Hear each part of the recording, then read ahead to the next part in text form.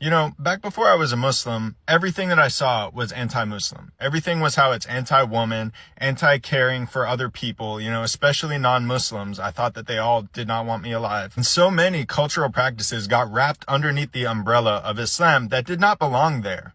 One thing being honor unalivings, which are absolutely evil and sick and have no place in Islam. So when I look at this as a non-Muslim, I say, wow, I want nothing to do with that. But then, years later, alhamdulillah, when I start reading the Quran for myself and seeing how all of that was baseless and just essentially propaganda that had nothing to do with Islam itself, I thought, wow, how have I been misguided all these years? Then a couple years later, I started making videos on TikTok talking about world issues and then how I became a Muslim and that journey itself. And all of you guys came out of the woodwork. Because you guys are alhamdulillah, you came to Islam, brother. But then when you start talking about actual Islam, like treating women properly, actually protecting them, caring for them, treating them well, then you guys are like, oh no, ew, this kafir. It's funny how easy it is to flip that switch with you people, where you want to educate everyone on Islam, but can't follow the basic fundamentals that it tells you about. And then I have you guys come in my comments saying, what about men's rights? As though you don't have a million other options or hundreds of years of history